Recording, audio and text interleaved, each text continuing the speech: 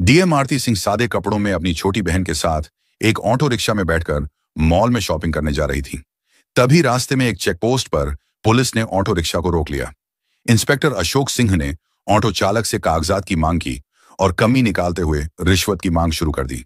Police inspector ने कहा, तुम्हारे वाहन का इंश्योरेंस नहीं है, पोल्यूशन सर्टिफिकेट नहीं है, चालान तो कटेगा ही।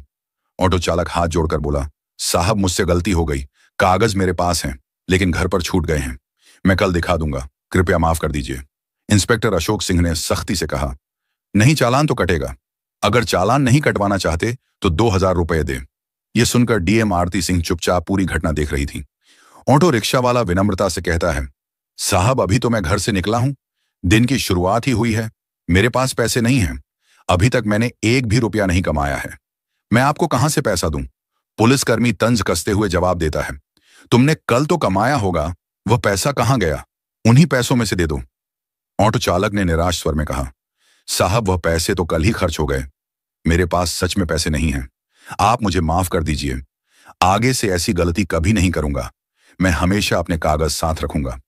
इस पूरी बातचीत के दौरान डीएम आरती सिंह, जो ऑटो के पीछे बैठी थी, चुपचाप सब कुछ देख और सुन रही थी।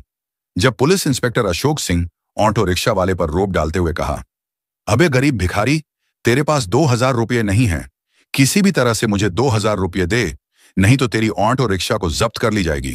रिक्शा वाला बोला, सर मैंने क्या किया है जो मेरी ऑटो रिक्शा आप जब्त करेंगे, मैंने कोई बड्ढा अपराध किया है जो आप मेरा ऑटो रिक्शा को जब्त करेंगे।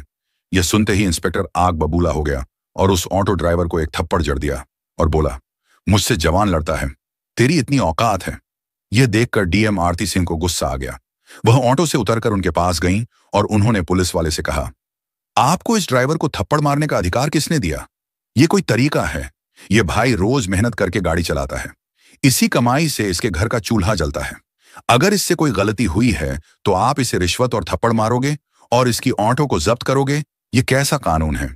यह गरीब आदमी आपका पेट भरने नहीं आया बल्कि अपने घर का पेट पालने निकला है। उस समय डीएम आरती सिंह नीला सलवार सूट और चप्पल पहने हुए थी और साधारण कपड़ों में थी। वे अपनी बहन ललिता के लिए कपड़े खरीदने के लिए मॉल में जा रही थी। पुलिस वालों को लगा कि यह कोई आम आदमी है जो उनसे इस तरीके का सवाल जवाब कर रही है। आरती की बात सुनकर सब इंस्पेक्टर अशोक सिंह और भड़क गया। उसने तीखे स्वर में कहा, तू मुझे सिखाएगी कि मुझे क्या करना चाहिए? बीच में बोलने? किसने कहा? ज्यादा बकवास मत कर, वरना तुझे भी हवालात दिखा दूंगा। मैं पुलिस हूं, चाहूं तो अभी गिरफ्तार कर लूं। ज्यादा अकड़ मत दिखा, समझी? अशोक सिंह को बिल्कुल अंदाजा नहीं था कि जिससे वह इस लहजे में बात कर रहा है वह दरअसल एक डीएम अधिकारी है। आरती ने शांत रहते हुए कहा, सर आप पुलिस वाले हैं तो क्या लोगों को लूटेंगे, गरीबों से जबरन रिश्वत लेंगे? ये जो आप कर रहे हैं ये न सिर्फ गलत है बल्कि कानून के खिलाफ भी है। आरती की बात सुनकर अशोक सिंह आपा खो बैठा। उसने गुस्से में आरती को थप्पड़ मार दिया और बोला, तू मुझे कानून सिखाएगी? तुझे उसी वक्त से देख रहा हूं, बहुत ज्यादा बड़बड़ा रही है। तुझे लगता है कि तुझे मुझसे ज्यादा कानून आता है। ज्यादा गुस्सा मत दिला, वरना तुझे और तेरी बहन ललिता दोनों को जेल में सड़ा दूंगा। चलो जल्दी ऑटो लेकर भागो यहां से। ऑटो चालक ये सब देखकर डर के मारे चुप था। वहीं आरती ने अपने गुस्से को काबू में रखा। वह जानबूझकर अपनी पहचान उजागर नहीं कर रही थी, क्योंकि वह देखना चाहती थी कि सब इंस्पेक्टर अशोक सिंह कितनी हद तक गिर सकता है। फिर वह ऑटो रिक्शा पर बैठे। कुछ देर बाद ऑटो ने उन्हें कपड़ों की मॉल पर उतार दिया। आरती ने अपनी बहन ललिता को अंदर ले जाकर उसके लिए सुंदर सुंदर कपड़े खरीदे। बाहर से भले ही आरती शांत दिखाई दे रही थी, लेकिन मन ही मन उसने ठान लिया था, इस सब इंस्पेक्टर अशोक सिंह को सबक सिखाना ही होगा। कानून का मजाक उड़ाने वाले ऐसे अफसर थाने में रहने के लायक नहीं हैं। मॉल से लौटने के बाद आरती ने सोच लिया कि क्यों ना थाने जाकर यह पता लगाया जाए कि वहां का माहौल कैसा है। आखिर अशोक सिंह वहीं काम करता है, और अगर पूरा थाना ही भ्रष्टाचार में डूबा हुआ है तो सिस्टम को अंदर से साफ करना जरूरी है। अगले दिन सुबह आरती ने अपनी असली पहचान छिपाते हुए एक आम लड़की का रूप धारण किया। उसने हरे रंग का सलवार सूट पहना और सीधे थाने पहुंच गई। थाने में प्रवेश करते ही उसकी नजर सामने की कुर्सी पर बैठे इंस्पेक्टर राजेंद्र मिश्रा पर पड़ी। वह आराम से पंखा झलते हुए मोबाइल पर बात कर रहा था। आरती सीधी उसके पास गई और बोली, सर मुझे एक रिपोर्ट लिखवानी है। आरती कुछ और कहती, इससे पहले ही राजेंद्र मिश्रा ने उसे बीच में टोक दिया। किसकी रिपोर्ट लिखवानी है?